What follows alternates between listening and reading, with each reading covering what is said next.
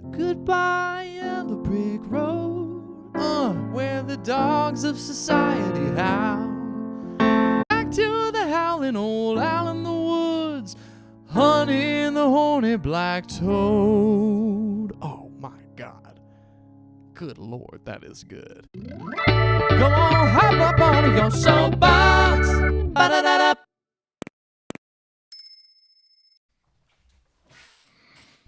Hey y'all, welcome back. So today, I want to talk about something that is near and dear to my heart. And I was thinking I should talk a little bit about Elton John. And today I specifically want to talk about one of his albums, this album right here. Hold please. Boom! That is Goodbye Yellow Brick Road. This came out in 1973 was when this was recorded. And if you don't know this album, well, lucky you. So Elton John is a master. We all know that Elton John knows how to rock the house. But if you go back and you listen to this one right here, man, it is so, so tasty. From the very, very get-go, this album just, all these years later, just kills it. Those around you crawl. Yeah, probably the greatest known song from this album is Candle in the Wind. And for those of us that grew up in the 90s, Elton John did fashion this song for Princess Diana, but originally it was written for the death of Marilyn Monroe. And everybody knows sort of that goodbye Norma Jean, though I never knew you at all, you have the grace to hold. It seems to me you lived your life like a candle in the wind, never knowing who to cling to when the rain set in. And I would have liked to known you, but I was just a kid. Candle burned out long before your legend ever did. That's a really awesome, that is a brilliant lyric. And I want to say the music is by Elton John, but the words are by Bernie Taupin. He also worked with Tim Rice as well, who is also known for doing musicals. Things like Aida. First Broadway show I ever saw was an Elton John show. Aida. Really, really good. If you haven't checked it out, please check it out. It's very, very good. Another couple of things that I love about this album. First off, you got some serious grooves on this album. There is one song that I don't really go for, and that is Jamaican Jerk Off. It's he's borrowing some Caribbean-style rhythms there, and I get that he's trying to kind of do a funky thing, but it feels a little bit like, ooh, especially considering the history of the British in the Caribbean Isles. He went there. So, I know I've talked about this before, and I just geek over this stuff, but what Elton John does here is that he starts in what seems to be...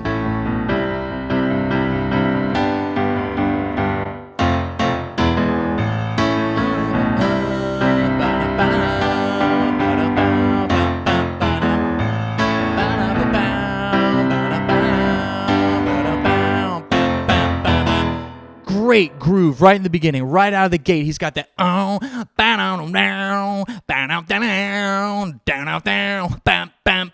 so it sounds like that's A major, but then he takes up to the minor 3, so it kind of tricks your ear into thinking that you're in A minor, right?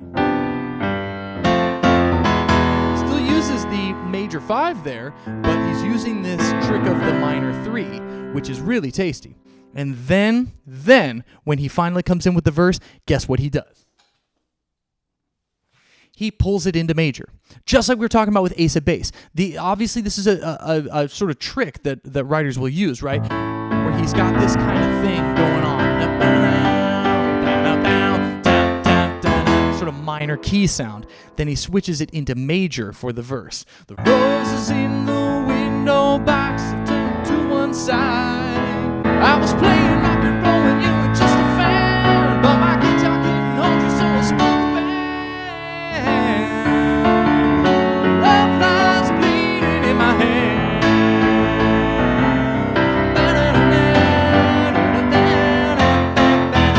Ooh, yeah, that is nasty. That is tasty. Maybe it's just my novice songwriting. Maybe it's just the fact that I don't really know recording music, how to record music and arrange that very well. But that to me is just funky. When you have that great major feel, and then you launch it back into.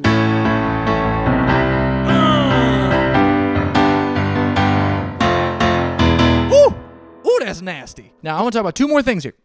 Two more things, and then I'll let you go back to your life of scrolling. So here it is. The opening. In the opening number, he starts to build and build and build and build and.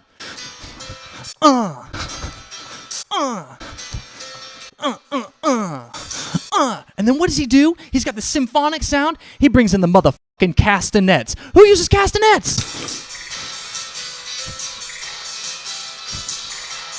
Double that shit up. Woo! Oh my God. Hold up.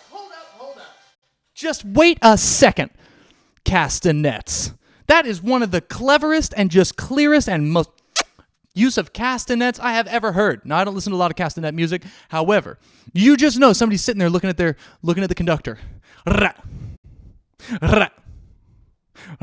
Oh, that is so tasty. It is so tasty. You go listen to Funeral for a Friend, because Funeral for a Friend is a huge symphonic experience. It goes on and on and on, and it starts real soft. It just starts with blowing wind, and then by the time you get into the middle of it, it just turns into this absolutely rockin' tune, and then that spills right into Love Lies Bleeding. The roses in the window box again. Oh, it's so good. It's so good.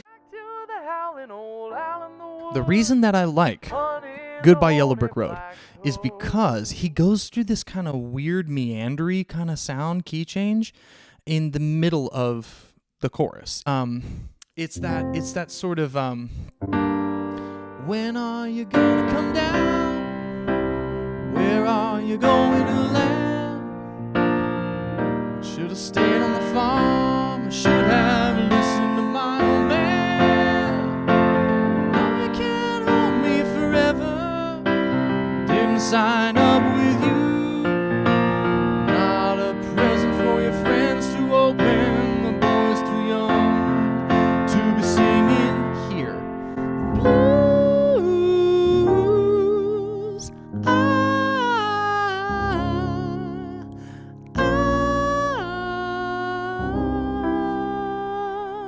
Then he does this. Check this out. So goodbye, yellow brick road, where the dogs of society howl. You can't plant me in your penthouse. I'm going back to my plow. Oh, I finally decided my future lies beyond the yellow brick road.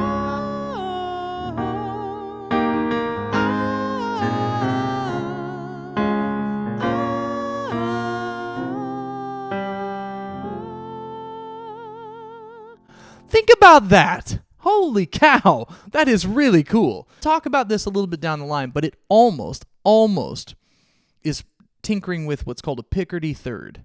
But a Picardy third actually happens at the very, very end of a song. When you play the whole song in minor and then you use a major chord at the end, there's a particular Shin song I'm thinking of that uses a Picardy third. And you've probably heard that sort of uplift on the very last chord of a song. So it happens a lot in choral music or in classical music. But a Picardy third can be a very, very useful thing. And that's almost what it feels like there. It's not a Picardy third, but it almost feels like it. That after all that kind of moving around,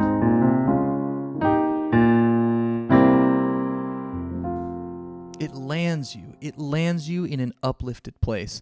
So man, I think this is just a sick ass album. After all these years, I went back and listened to it today, and it is just so good. I mean, Gray Seal, Social Disease, Saturday Night's All Right for Fighting. You got a lot of really, All the Girls Love Alice. You got a lot of really great songs on here. So I encourage you, if you haven't listened to Elton John's Goodbye Yellow Brick Road, just go out, check it out. It is so, so good. And listen to the music. Let us know what you think about it. And if you listen to it and you decide you don't like it, tough. Damn!